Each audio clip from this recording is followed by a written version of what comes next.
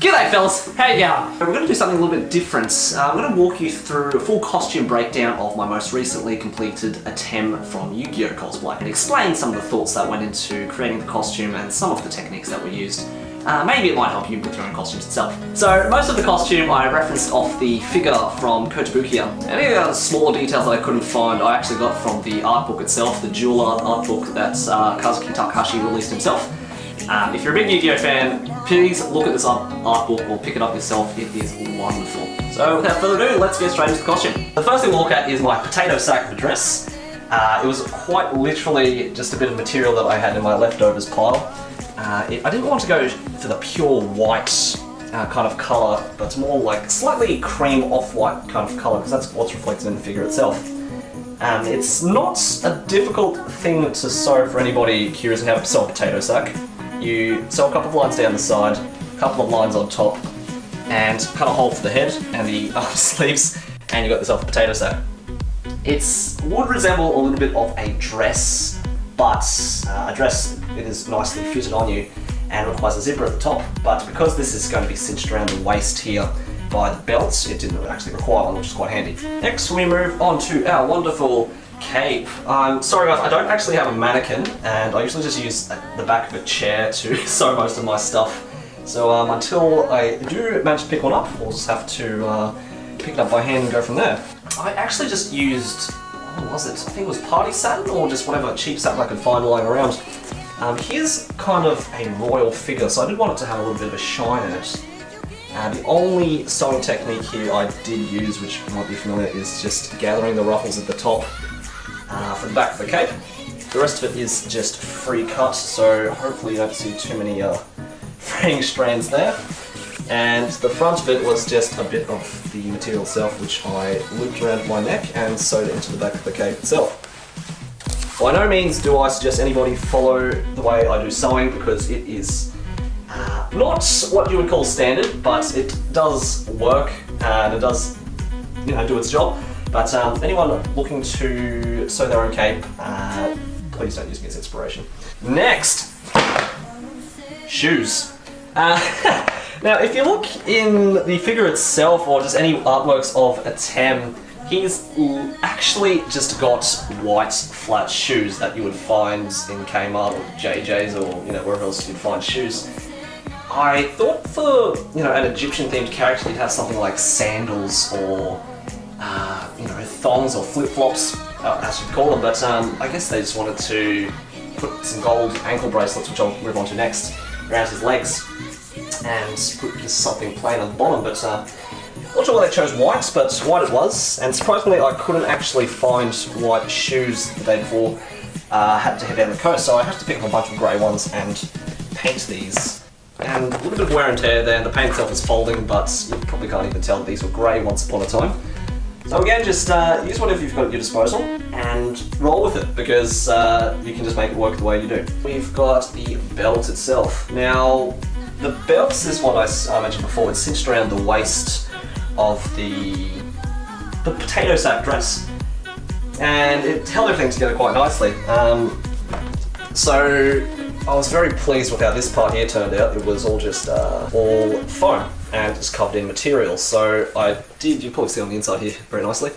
You got a base layer of the red foam here, transition to green foam, and on top I layered 3 strips of foam, and each strip was individually covered in a gold stretchy fabric. That's pretty much all it was. And as you can see here, I just wrapped it around the top. I wrapped each strap individually and then just glued them down onto the inner one. And at the back, it's just held together by Velcro and foam again. So that's one easy way of making a simple belt like that, which looks quite nice. You won't be able to see this. The back is covered by the cape, but the front of it was quite nice looking. Now the front panel, this part I actually got from the art book itself. And you might notice from the figure, if you do get to look at the figure, that all of it was just a plain colour, just a plain blue, but I decided to go for this quick design at the front because I thought it looks quite nice. So it's 2 panels of just blue fabric sewn together, And laid down on top is the same stretchy gold fabric. The same stretchy gold fabric was just used with heat and bond. If anyone doesn't know what heat and bond is, it's like you transfer a sticky, basically a sticky substance which you iron down, and you can just quite simply, you know, iron it down to the fabric itself, and you won't have any frayed edges or anything like that. So it's really quite nice to use.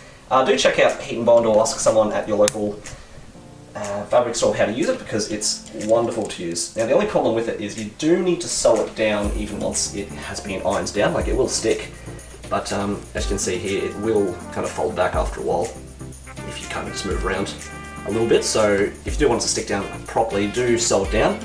But this I did about half an hour before I went out to the coast. It was one of the very last things I did. So I didn't unfortunately have time to do it, but when I do manage to shoot in the future, I will make sure that gets stuck down properly.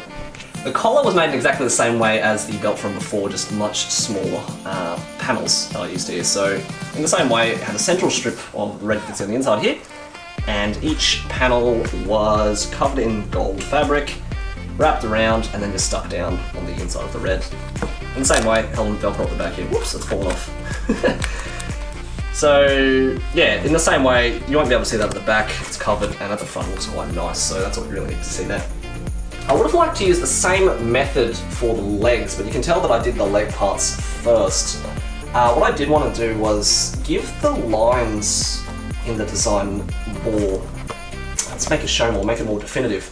So I did put a little bit of a spacing in between them, and just underneath I actually had to layer another layer of the gold fabric underneath, and then layer the panels on top, so that was a little bit more work.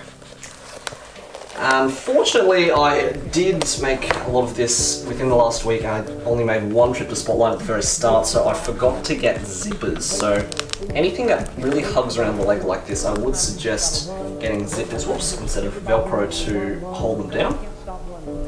Now someone asks, how do you get it to hug your legs so tightly?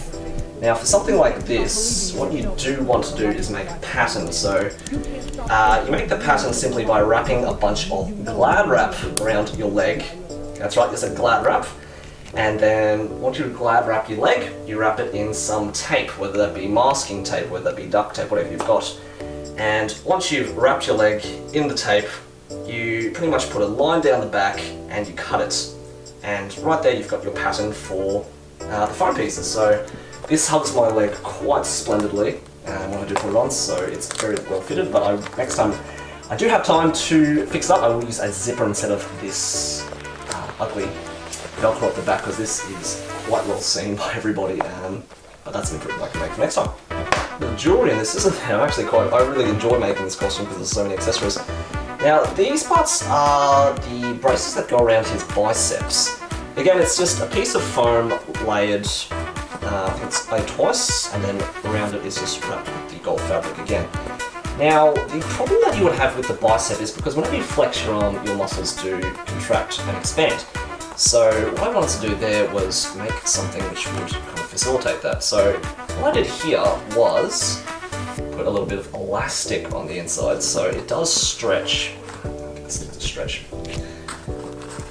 There we go. So it does stretch as you flex your arm, so it does move with your arm, and it holds onto your arm quite nicely without slipping. So I was very happy with the way I designed that, and you just hide that underneath your arm and you won't see any of it, and it looks really nice on the outside.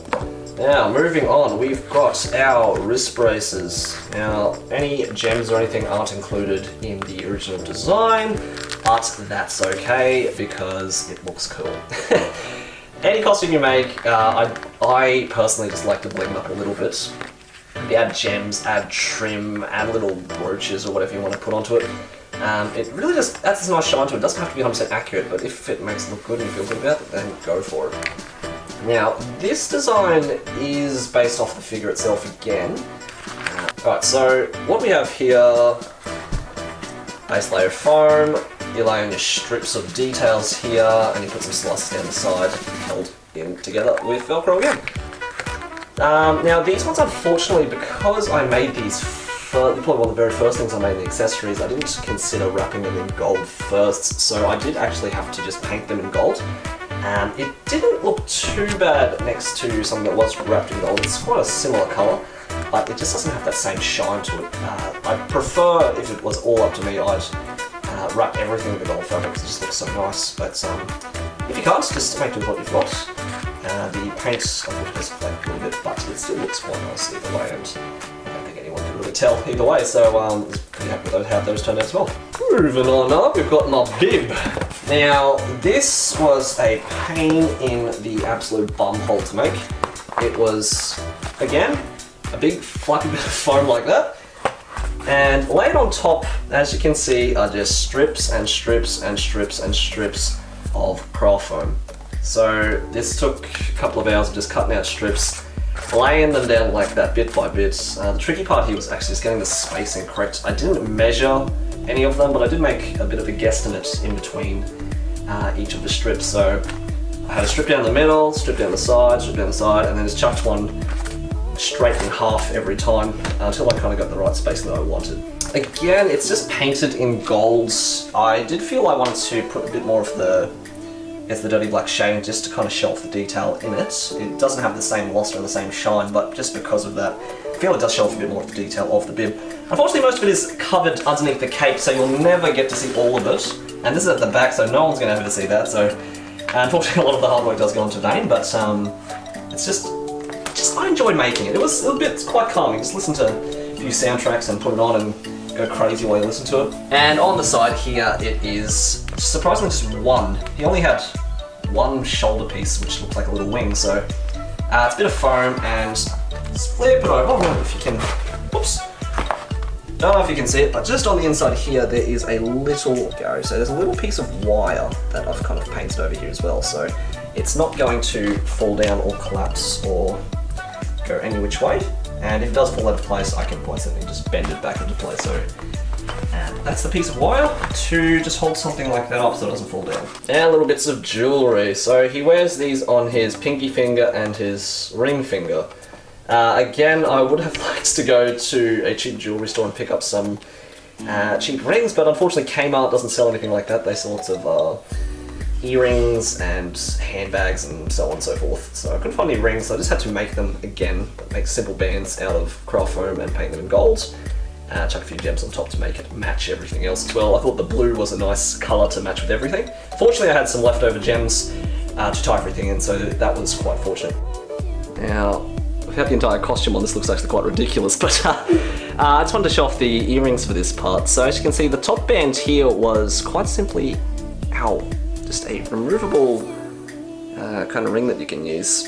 And those I've got off eBay for a couple of dollars each. That was quite handy. And this one here was another kind of those rings, but it came with a small cross attachment. So I just built over the top of that and painted over it, added a little gem on top, and I get my cute little earrings. So unfortunately I did lose the other one of these, but I will have to buy another single earring and make it again next time I do the shoot. So yeah, these, unfortunately, because they're supposed to clamp up the top here, just like the bands, it somehow did fall off in the middle of the convention. So a little bit sad about that, but nothing I can't build again, I guess. So earrings.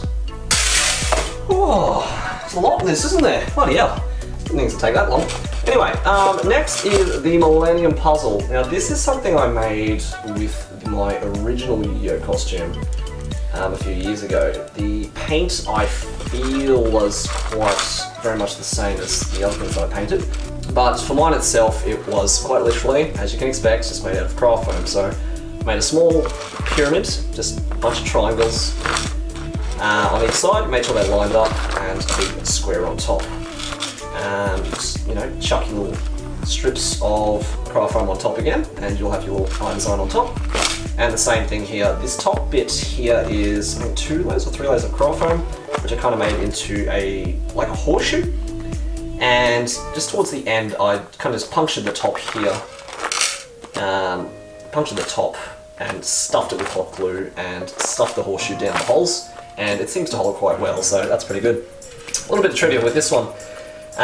Any offcuts or any little bits of glue dabs that kind of fell off, whatever it is, I actually stuffed inside here, so there is zero waste made in this Millennium Puzzle.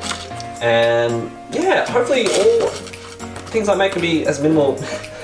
I can minimise the waste with them, but unfortunately I threw quite a bit of stuff away with this costume make. Chain, you can pick up any craft store, and this chain is quite fortunate that I can just pull the links apart and shorten or lengthen the chains I need to. So that's also another handy feature of it. So these are little clip things that go into the hair. I actually almost forgot about these, and I made these on the last day before the convention. So there's a few little things missing, but I thought, look, it gets the point across that he's wearing some kind of attachments in his hair. It is, I believe, supposed to be one complete crown or circlet, where these things are actually supposed to be attached to the crown.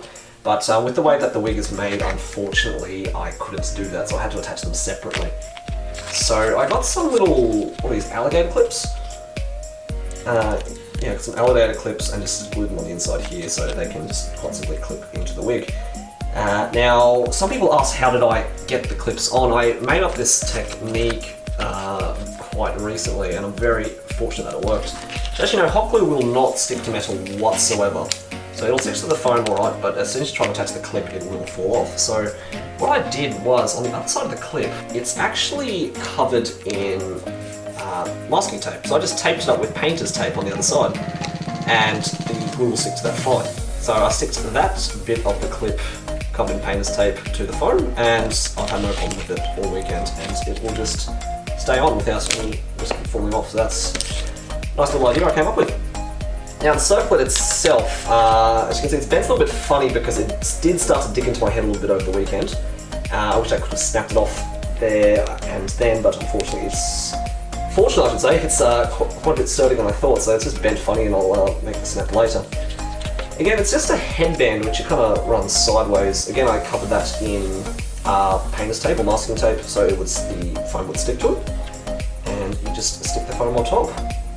Just like that, and again it's painted. I would like to spend a little bit more time painting so you can see the details, it does kind of get obscured and hidden there, but quite glad with the way that turned out. You might have seen in my Instagram story that this little bit here was actually glued to the top of the wig because it kept on slipping down, so I did at the end of the day have to rip off a bit of the wig and a bit of the foam here just to get it out. Hopefully I'll be able to figure out some better way to attach it in the future, but it held nicely for the day and did its job, so yeah, good work, Circle. Finally, the thing you've probably been waiting for, the wig. Now, this is a wig I originally made a few years ago, but I did have to fix up because the last time I wore it was 2013, so about 5 years ago, and it really was just falling apart in my closet. Now, you'll have to bear with me a little bit. He did get quite a bit banged around over the weekend, and unfortunately I did have to strap him down in the car himself with his own seatbelt, but he kind of took a few tumbles into the car, so he's not quite as healthy as he used to be, but a few touch-ups on him, and he doesn't look too bad at the moment now, so let's see what we've got. Now, there's a lot of different ways that people do this. I don't think that there's any wrong way, there's any right way of doing it, because the hair is absolutely bloody stupid, and I would not want to attempt something like this again, so. But I love Yu-Gi-Oh so much, it's one of those things I grew up with, and I just wanted to give my best take on it, and I'm quite pleased with how the wig itself turned out. So, there's three colours in it. There's a red, a black, and a blonde. I know some people like to use, three different coloured wigs, a red, a black, and blonde wig, but I felt it wasn't quite necessary with the way the thing is laid out. So what I did myself was get a long red wig, obviously, and just style and spike it up into place as best as I could. A lot of the wigs that you'll find use foam as a base, or they use foam as a base to kind of give it a bit of volume, but I didn't want to have that weight. I didn't want to, put all that extra stuff on top of my head that I didn't think was necessary. So initially, I spiked up the sections, so I spiked up a bit at the top here, a bit at the side, more at the side at the back. Get the 3D view, you can see there's two more spikes there. So in total there's one big one, two ones at the top, and just for myself, four at the bottom, because my hair does stick out a little bit, and I just what kind of wanted to cover that, and I guess it wasn't the most important part of the wig. And as you can see, there's 1, 2, 3, 4, 5 at the front. So once you spike those up, you've got the base of your wig. Now the problem after that is creating that extra volume, because obviously there's going to be lots of patches on the back of the wig that you don't want to be seen through. This is where a lot of people do use foam to kind of create the volume in the back of the head, but again, I didn't think that was completely necessary. So what I did was, any excess of the wig, I actually did have to get a second wig to do this. I chopped off, for a long wig, I chopped off the bottom, I got the strands and I laid them out, sprayed them with hairspray, dried them, and I've got these long, flat panels of hair, I guess. And with those panels of hair, you guys can call me crazy if you want, I got them and I smashed a bunch of hot glue like that and just stuck it down like that. So I'll see if I can get a picture. There we go. You might be able to see the hot glue strands slightly sticking out of the sides there. But I did that repeatedly for here, here, here. I did that for the whole wig. So I made a lot of these and then I just stuck them down and brought them to a point. So the inside of this is hollow and it's just quite kept up with a lot of hair and glue and hairspray. There are bits there, as you can see, I didn't quite cover it properly, but because I had a black wig cap on and I've got black hair myself, it's not too much of an issue. Obviously gravity will work against you somewhere, so you did have to glue little bits and pieces, but very minor things. You're not going to see too much of that. For the black parts, this is where some people do use a black wig and they do the same kind of technique where they get, big panels and they stick them down, but because it made up such a small part of the wig and it's such an awkward position, I just got a bit of black acrylic paint and painted it on. So, yeah, the bit looking here, it looks pretty disgusting, yeah, at close glance, but if you take it further back, you kind of get that blend between the red and the black, and I thought that was quite a nice touch, and that's kind of what I was going for in the end too. I don't think you could kind of get that blend. It's very definitive black, red, and a big line down the middle if it was just, wig on wig, so that's the kind of blend I was going for. I was quite pleased with how that turned out. And finally, the blonde parts, it was very much the same. You get a blonde wig, you get your big strands, you spray it, and then you kind of just get these big spikes. So he's got four normal spikes. So one up here, one there, one there, one there. So you make 4 straight spikes. That was quite simple.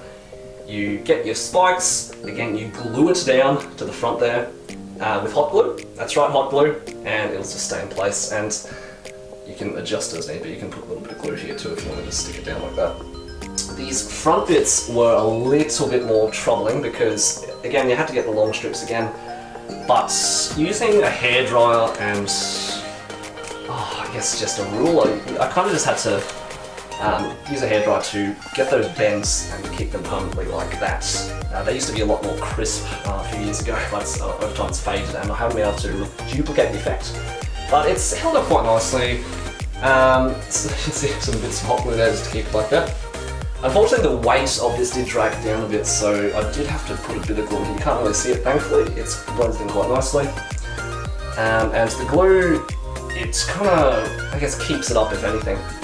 Now, the one big weakness of doing it like this with all the glue, which I will admit, I'm not going to shortcut it anywhere, is because I was gluing mostly a lot of these strands to the actual elastic of the wig cap itself, it doesn't stretch over my head. So it kind of just sits on top. And quite literally, if someone's to bump into the wig or punch it off, it would fall off. It's not going to stretch down. I can't pin it down. It will just sit on top of my head, kind of like the top of the lid of a container. If you don't press it down properly, it'll just sit on top. So that is the one weakness there, and sometimes you do have strands of hair falling out every now and then randomly. So it does get a bit messy, but look, the overall look of the wig, it suited my head shape and my head size quite nicely. I'm quite proud of how it turned out. Like I said, this is not the perfect way of doing it. I'm sure there are other wigs out there. I have seen some wonderful Yugi wigs out there that people have done. How they've done it, you're going to have to ask them, but this is the way I did mine, and I'm happy with how it turned out, and I'm very, very pleased with the turnout. So thanks guys for all your comments on if you want to make a Yugi wig. And unfortunately, no, I will not be making another one of these, and I will not be selling this one. So you will have to attempt it yourself, but hey, that's the best way to learn and find out yourself, right? And that's pretty much it for the costume breakdown for my Atem cosplay. That was a bit of a long video, but I hope you guys enjoyed watching that, kind of just seeing my decision processes and how I made things as well. Hopefully it might help you with some of the costumes you want to make. Hopefully I'll get around to getting some prop photos with this soon. I have chatted to a few of my photographer buddies, but they are all busy doing their university exams at the moment, so we'll have to wait a little bit. But when I get around to doing the photos, I'll definitely make sure I post them up so you can see it. Anyway, that's it for this video. Let me know if you enjoyed watching this kind of thing. If so, I'll do more of my other costumes again in the future. I know I got a few more comments about my Kirito costume as well, so I don't know if anyone's keen to see that one as well, so I can walk through that one if need be. Anyway, that's it for me for now. I shall catch you guys another time soon. Bye.